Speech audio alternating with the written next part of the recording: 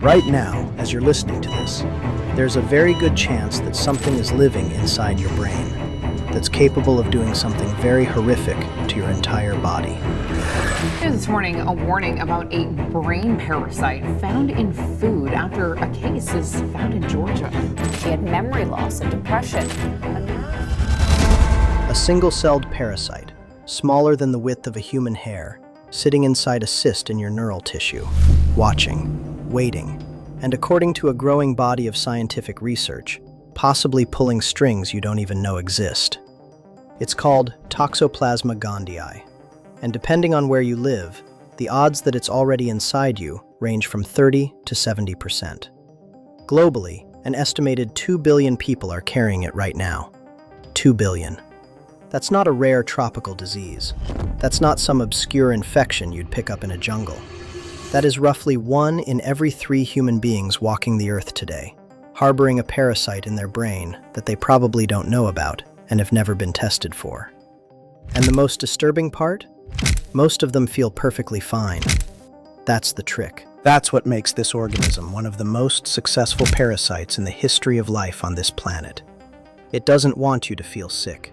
It doesn't want you to see a doctor. It wants you to keep living, keep moving, keep making decisions. Because it may be influencing which decisions you make. But before we get to what it does to humans, you need to understand what it does to mice. Because that's where this story turns from unsettling to genuinely terrifying. Mice are afraid of cats. That sentence sounds obvious, almost childish. But it's not a learned behavior. It's hardwired. Millions of years of evolution have coded a deep, instinctive aversion to the scent of feline predators into the rodent brain. A mouse doesn't need to see a cat to fear it. The smell alone, even just cat urine, triggers a cascade of neurological alarm signals that tell the mouse to freeze, hide, or run. Unless that mouse is infected with Toxoplasma gondii, when the parasite gets into a rodent's brain, something extraordinary happens. The mouse stops being afraid.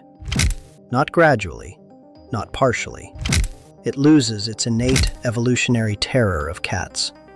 In some experiments, infected mice have been observed walking directly toward cat urine rather than away from it. Some researchers initially called this phenomenon fatal attraction. The mouse, reprogrammed by a microscopic passenger in its brain, essentially delivers itself into the jaws of the one animal the parasite needs to reach. Because here's the key. Toxoplasma gondii can infect nearly any warm-blooded animal on Earth, but it can only sexually reproduce inside the gut of a cat. That's the only place the parasite completes its life cycle. So if it's stuck inside a mouse, it has a problem. And its solution is elegant, ruthless, and deeply disturbing.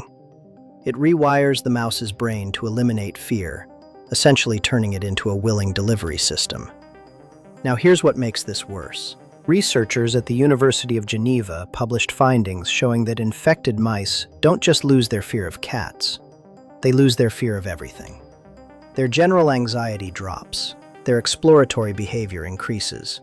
They become bolder, more reckless, less cautious in the face of any threat.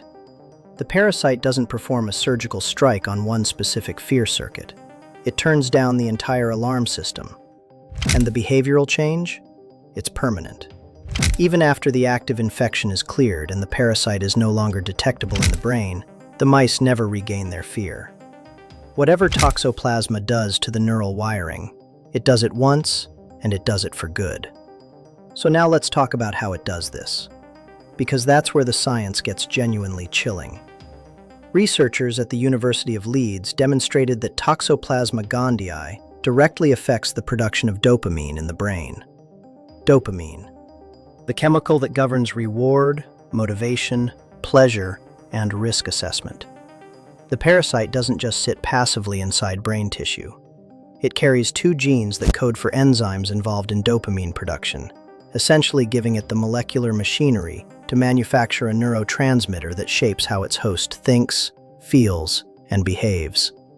And in 2025, a team at the University of California, Riverside published new research showing that the parasite disrupts communication between brain cells in ways far more extensive than previously understood. Infected neurons release fewer extracellular vesicles, the tiny packets cells use to exchange information. This disruption interferes with how neurons and glial cells maintain a healthy brain environment, leading to elevated glutamate levels, which can cause seizures, neural damage, and altered brain connectivity. The lead researcher said the parasite may play a larger role in neurological and behavioral conditions than previously thought. And then, in January 2026, researchers at UCR dropped another bombshell. For decades, the cysts that toxoplasma forms in the brain were assumed to be dormant, sleeping, harmless little capsules of inactive parasites. But the new study, published in Nature Communications, revealed that the cysts contain multiple parasite subtypes at different stages of activity.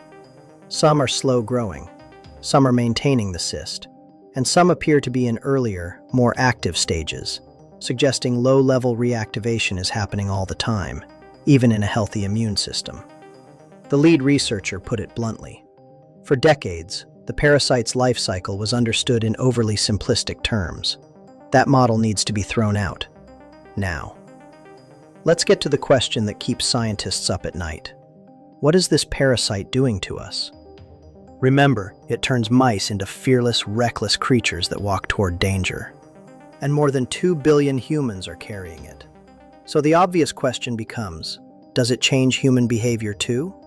The answer, based on more than 3 decades of research led primarily by Czech parasitologist Jaroslav Fleger at Charles University in Prague, is increasingly difficult to dismiss. Fleger's research on military personnel, university students, pregnant women, and blood donors has revealed that infected individuals show measurably different personality profiles compared to uninfected controls. Infected men tend to be more suspicious, more jealous, and less inclined to follow rules. Infected women tend to score higher on warmth, conscientiousness, and insecurity. And both sexes show slower reaction times. That last detail, the reaction times, led Fleger to a hypothesis that produced one of the most alarming datasets in modern parasitology. He tested the blood of 146 people who had been involved in traffic accidents in Prague, and compared them with 446 control samples from the general population. The result? People carrying toxoplasma were significantly more likely to have been involved in a road accident. And the higher the concentration of antibodies, meaning the more intense the infection, the greater the risk. Multiple independent studies in the Czech Republic, Turkey, and Mexico have since replicated these findings, with some estimating that infected individuals are between 2 and 6 times more likely to be involved in traffic accidents.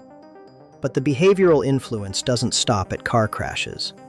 A 2018 study published in the Proceedings of the Royal Society B tested whether the parasite's apparent ability to reduce fear and increase risk-taking might extend into the world of business. The researchers tested 1,495 university students and found that those carrying toxoplasma antibodies were 1.4 times more likely to major in business and 1.7 times more likely to specialize in management and entrepreneurship. Among 197 professional adults at entrepreneurship events, infected individuals were 1.8 times more likely to have successfully started their own business. When the researchers scaled up to national data from 42 countries over 25 years, they found that countries with higher infection rates consistently showed more entrepreneurial activity and fewer people citing fear of failure as a barrier to starting a business. Read that again. A parasite that evolved to make mice walk into the mouths of cats may be shaping global patterns of economic behavior in humans. And the associations don't end there. Studies have linked latent toxoplasma infection to increased risk of schizophrenia, bipolar disorder, suicidal behavior, and trait aggression. A University of Chicago analysis noted associations with everything from depression to an optimistic disposition, and even cited a French study finding that infected men tend to be more dogmatic and less confident, while infected women seemed more persistent and more insecure. Off the coast of California, sea otters infected with toxoplasma were found to be 3.7 times more likely to be killed by sharks than uninfected otters. Even wolves appear to be affected. A 2022 study of a well-documented wolf population found that infected wolves were significantly more likely to become pack leaders, taking on the bold, risk-heavy behavior needed to leave their birth pack and establish a new one. Now, it's important to be honest about the limits of this science. These are correlations, not confirmed causation. It's extremely difficult to prove that the parasite causes behavioral change in humans, rather than simply being associated with people who already had certain traits. You can't ethically infect human subjects for an experiment. And some population representative studies have found weaker or null results when testing for links between infection and psychiatric outcomes, suggesting the picture may be more complicated than the headlines imply. But here's what we do know for certain. The parasite is real. It infects billions. It forms cysts in human brain tissue that can persist for a lifetime. Those cysts are not as dormant as we thought. The parasite manufactures dopamine. It disrupts neural communication. And in every animal species where controlled experiments are possible, it changes behavior. The question is no longer whether Toxoplasma gondii can alter the brain. It's how much it's altering ours. And you can catch it remarkably easily. Undercooked meat, unwashed vegetables, contaminated water. A single infected cat can excrete up to 500 million oocysts in 2 weeks. You don't need to own a cat. You just need to live on the same planet as one. And once you're infected, there is currently no drug that can eliminate the cyst form from your brain. Treatment can control the active stage, but the dormant stage, the one that sits in your neurons, producing dopamine, rewiring connections, that stays, potentially forever. So what does it mean that a third of humanity is quietly sharing their brain with an organism that evolved over millions of years to make its host less afraid, more reckless, and more likely to be eaten? Probably nothing. You're probably fine. You'll go about your day, make your decisions, take your risks, and never once wonder whether that little nudge of confidence, that moment where you decided not to play it safe, came entirely from you, or whether something else made that call.